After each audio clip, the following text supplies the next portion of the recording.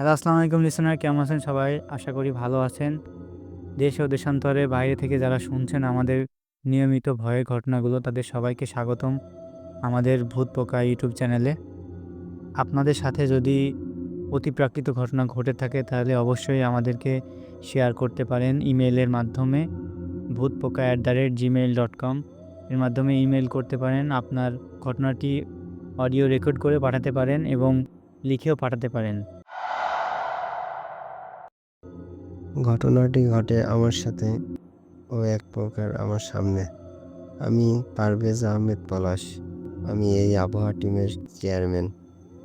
যেহেতু যেহেতু এখন দেশের আবহাওয়া স্বাভাবিক আছে, আবহাওয়ার তেমন কোনো গুরুত্বপূর্ণ পূর্বাভাস নেই, তাই ঘটনাটি আপনাদের সাথে শেয়ার করি। তাকেও কিছু মনে করবেন না ও অন্যভাবে নেবেন না।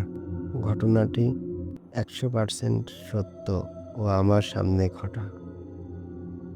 ঘটনাটি শুরু করা যাক। ঘটনাটি ঘটে গত 2020 সালের 29শে ডিসেম্বর। স্থান আমার শ্বশুর বাড়িতে। আমার শ্বশুর বাড়ি নড়াইল জেলার লোহাগাড়া উপজেলা কোটাখাল ইউনিয়নের চাপুলিয়া নামক একটি গ্রামে। তা ঘটনা হলো, আমার বউ প্রেগনেন্ট থাকায় সে তার বাবার বাড়িতে ছিল। আর ওর ডেলিভারির ডেট ছিল 5ই জানুয়ারি। সময় নিকটবর্তী হওয়ায় আর আমার শ্বশুরবাড়ি আমার এলাকা থেকে মাত্র 2 কিলোমিটার দূরে থাকায় আমি সেদিন ওখানে ছিলাম আমার বউয়ের সাথে। আমার গ্রামের নাম টোনা। আমার শ্বশুর এর নাম মোহাম্মদ হাসমত মোল্লা। টোনা গ্রামের কেবলই উত্তর দিয়ে চাপুলিয়া গ্রাম ও ওটা আমার শ্বশুর বাড়ি। আমার শ্বশুর বাড়ি একদম গ্রাম ও টিনের ঘর, আর টয়লেটটি বাড়ি থেকে কিছুটা দূরে বাগানের ভেতর, যেটা আমার পছন্দই হতো না। যা হোক, ঘটনার দিনে সেদিন রাত 12টার আশেপাশে আমার বউ আমায় বলছে আমি টয়লেটে যাব। যেহেতু সে প্রেগনেন্ট ও রাত অনেক অনেক রাত, আমি পুরুষ মানুষ বাড়িতে থাকায় আমার শাশুড়ি আমায় বলল, বাবা তুমি ওকে টয়লেটে নিয়ে যাও। তা আমি ওকে আমার সাথে টয়লেটে নিয়ে গেলাম। ওদের টয়লেটের লাইট জ্বালিয়ে ও ভিতরে ঢুকে গেল। কিরে, ওদের টয়লেটে লাইট জ্বালিয়ে ও ভিতরে ঢুকে গেল। গ্রামের টয়লেট, সাধারণ টিনের বেড়া আর বাঁশের উপর তৈরি। যাই হোক, আমি বাইরে দাঁড়িয়েছিলাম। আমার হাতে একটি পাওয়ারফুল টর্চ লাইট ও প্যান্টের পকেটেও একটি পাওয়ারফুল টর্চ লাইট ছিল। তা আমি চুপচাপ বাইরে দাঁড়িয়ে আছি। বাইরে কোনো বাতাস নেই, একদম সবকিছু নীরব। যেহেতু শীতকাল, তাই ঝড় বাতাসের কোনো সম্ভাবনাই ছিল না। হঠাৎ কিছুটা দূরে দেখি খসমস শব্দ হচ্ছে। সেদিকে লাইট মেরে দেখি, আশ্চর্য ব্যাপার, আমার নিকট হতে আনুমানিক 50 হাত দূরে একটি খ্যারের পালা।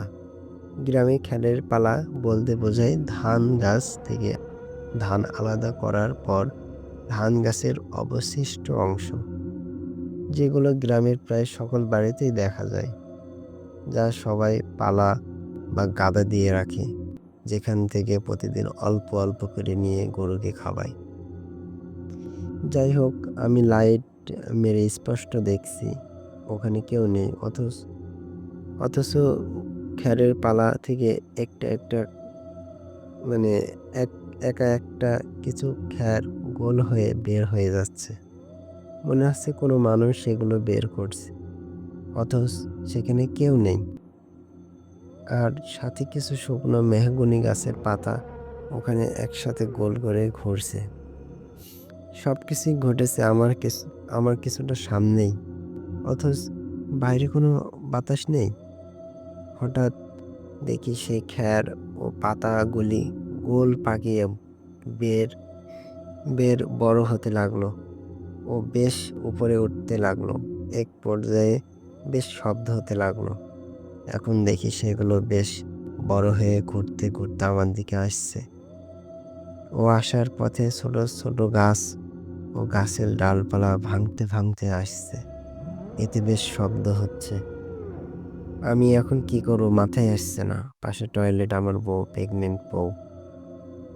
আর বাইরে এই অবস্থা। আমার বউ টয়লেট থেকে বলছে, এই বাইরে কিসের এত শব্দ? ও যেন ভয় না পায় এজন্য আমি বললাম না, কিছুই কিছুই না, এমনি বাতাস হচ্ছে। এখন দেখি সেই জিনিসটা আর ভয়াবহ হয়ে আমার কাছে চলে এসেছে। ও টয়লেট থেকে বাড়ি ঢোকার রাস্তাটি ব্লক করে আছে।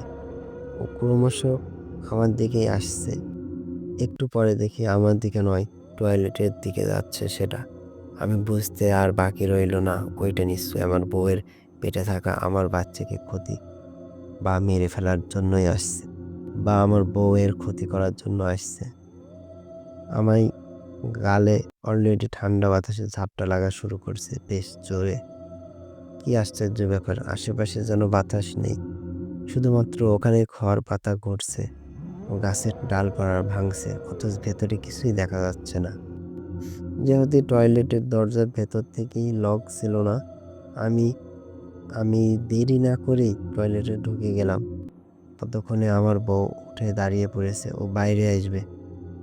তা আমি ওকে বাইরে আসতে দিলাম না। আমি আরও একসঙ্গে টয়লেটের ভেতর দরজা দিয়ে দাঁড়িয়ে থাকলাম, আর বাইরে সেটা তাণ্ডব চালাতে লাগলো। হঠাৎ দেখি কারেন্ট চলে গেল। বুঝলাম কারেন্ট এর তার ছিঁড়ে গেছে ওটার কারণে।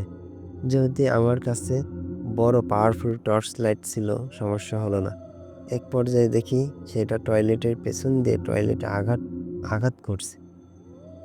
আমি আমার কাঁধে থাকা চাদর দিয়ে ওকে ভালো করে বাইরে ঢেকে বেরিয়ে কোনো দিকে না তাকিয়ে সোজা বাড়ির দিকে হাঁটা দিলাম, এবং আল্লাহর রহমতে নিরাপদে বাড়িতে পৌঁছে গেলাম। ওকে তাড়াতাড়ি ঘরে ঢুকিয়ে আমি ওটা লাইট মেরে দেখতে লাগলাম আসলে জিনিসটা কি। দেখি সেইটা আস্তে আস্তে বাতাসে মিলিয়ে গেল। শুধু মনে হলো কে যেন বলল, আজ অল্পের জন্য বেঁচে গেল তোর বাচ্চা। বাপরে, আমি সোজা ঘরে। ঘটনা আমার শাশুড়িকে বললে তিনি অনেক ভয় পান এবং আমায় বলল ওই স্থানে দোষ আছে।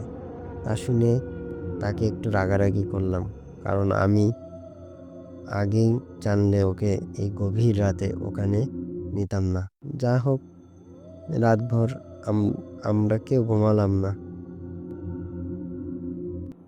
আমি একটা বিষয় খেয়াল করলাম যে বাইরে সারা রাত কে যেন টিনের বেড়া ও চালে বারবার আঁচড় কাটছিল ও মাঝে মধ্যে থামা মারছিল।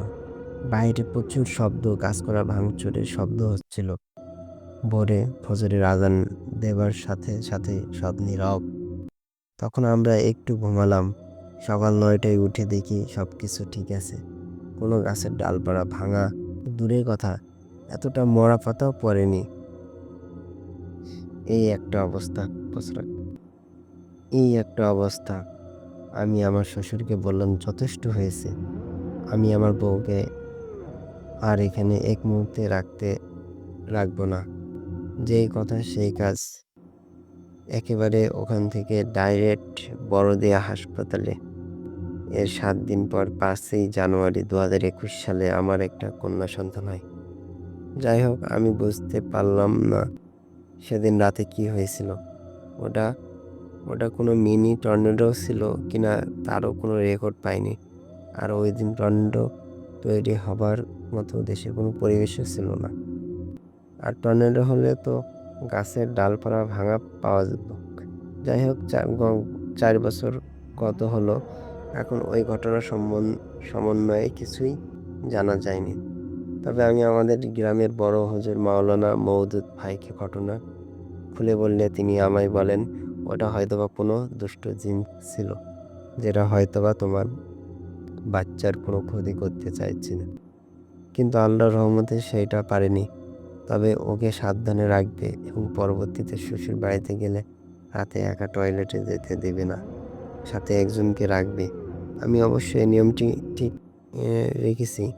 আর ওকে বেশি একটা ওর বাপের বাড়িতে যেতে দিই না। আর গেলেও সন্ধ্যায় আসে, সন্ধ্যার আগে নিয়ে আসে আমার এখানে। তবে একটা কথা বলে রাখা ভালো যে আমার বউ কোনোদিন রাতে ওই বাড়িতে থাকলে সারা রাত আমার মেয়ে কান্নাকাটি করে সহজে ওকে থামানো যায় না। তবে আল্লাহর রহমতে এখন আমরা সবাই ভালো আছি। পরে জানতে পেরেছি ওই টয়লেটের পাশে যে বাগানটি আছে সেটা নাকি বেশ হন্টেড এলাকা। প্রায়ই এসব অলৌকিক ঘটনা ঘটে। যাই হোক, এই ঘটনা আপনাদের কেমন লাগলো কমেন্টে বলে দিন।